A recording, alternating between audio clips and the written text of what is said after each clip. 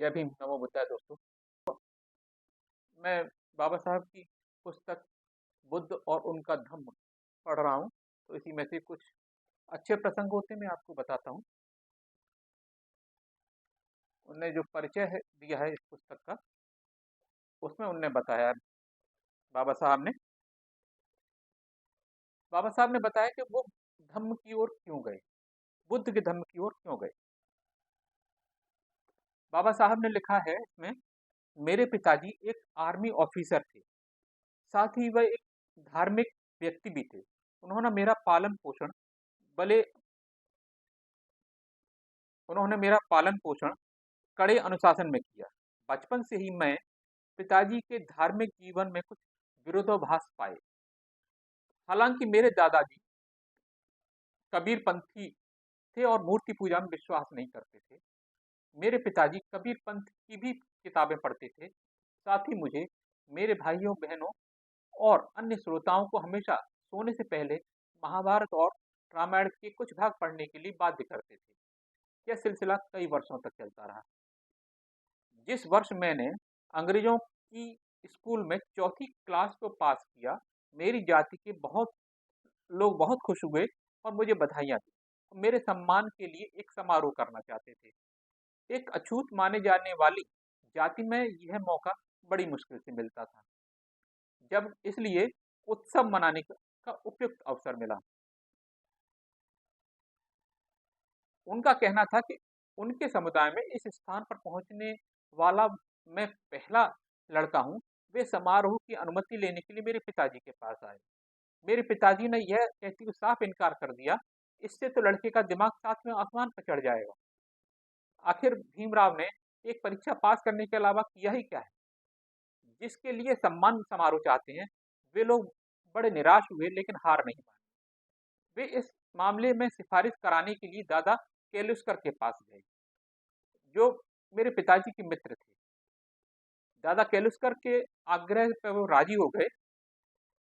सभा में अपने भाषण के समापन के बाद दादा केलुस्कर ने स्वयं सभा में अपने भाषण के समापन के बाद दादा केलुस्कर ने स्वयं द्वारा भगवान के जीवन पर रचित हुई लिखी हुई एक पुस्तक बुद्ध चरित्र की कॉपी मुझे, यानी कि डॉक्टर भीमराव अम्बेडकर को भेंट की। यह किताब सयाजी राव ओरिएंटल सीरीज बड़ौदा के लिए लिखी गई थी। मैंने बड़ी जिज्ञासा व रुचि से इस पुस्तक को पढ़ लिया और पढ़कर बहुत ही प्रभावित और भावुक हुआ। ये कौन कह रहे हैं? बाबा साहब भीमराव अम्बेडकर कह रहे हैं। तो दोस्तों, वहां से एक सूत्रपात हो गया बाबा साहब भीमराव अम्बेडकर के मन में कि आखिर बुद्धि क्यों। दोस्तों, एक बड़े मिसगाइडेंस है समाज में। एक बल्कि हमें पढ़ाया ये बचपन से गया है बुद्ध के बारे में, कि बुद्ध के बारे में यही पढ़ा गया कि बुद्ध एक राजा के बेटे थे, शुद्धोधन के, और उनने कभी मृत्यु को नहीं देखा था, उनने कभी किसी बुजुर्ग को नहीं देखा था, उनने किसी रोगी को नहीं देखा था, जबकि ये सरासर गलत है। अब सोचिए, जरा विचार कीजिए। बाबा साहब भी यही लिखते हैं अपनी इस पुस्तक में। उनने लिखा है कि जो समस्याएं थी उनके बारे में लिखते हैं बाबा साहब। पहली समस्या भगवान बुद्ध के जीवन की प्रमुख घटना प्रवज्या, यानी गृह त्याग के संबंध में है। पुरानी मान्यता के अनुसार सिद्धार्थ ने प्रवज्या इसलिए ग्रहण की क्योंकि उन्होंने एक वृद्ध पुरुष, एक रोगी व्यक्ति और मुर्दे की लाश को देखा था। साफ है कि ये मृत्यु का कारण है, गले उतरने वाला भी नहीं। तो दोस्तों, आप खुद सोचिए, एक 29 वर्ष का व्यक्ति, क्या उसने कभी मृत्यु को नहीं देखा होगा? क्या उसने कभी एक अ, बुजुर्ग को या बूढ़े व्यक्ति को नहीं देखा होगा? या क्या उसने कभी एक रोगी व्यक्ति को नहीं देखा होगा? जिस समय सिद्धार्थ ने प्रवज्ञा ली, उस समय उनकी उम्र 29 वर्ष की थी। यदि इन तीन दृश्यों को देखकर गृह त्याग किया था, तो कैसे हो सकता है कि 29 वर्ष की उम्र तक उन्होंने किसी वृद्ध रोगी व मृत व्यक्ति को इससे पहले कभी न देखा हो? ये जीवन की ऐसी सामान्य घटनाएं हैं जो हमेशा ही घटती रहती हैं।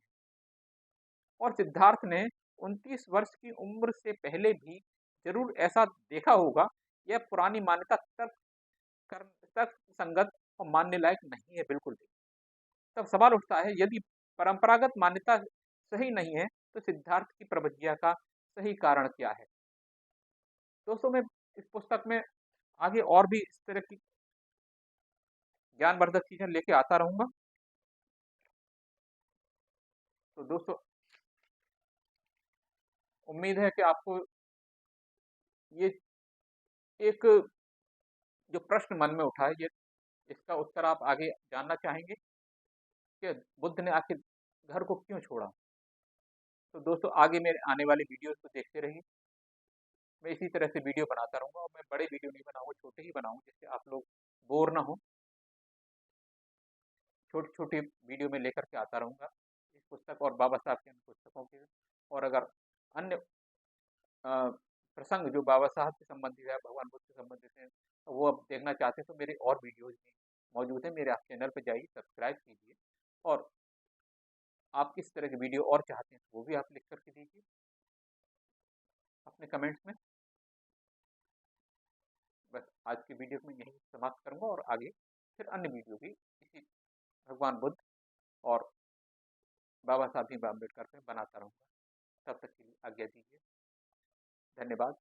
जय भीम। नमो बुद्धाय।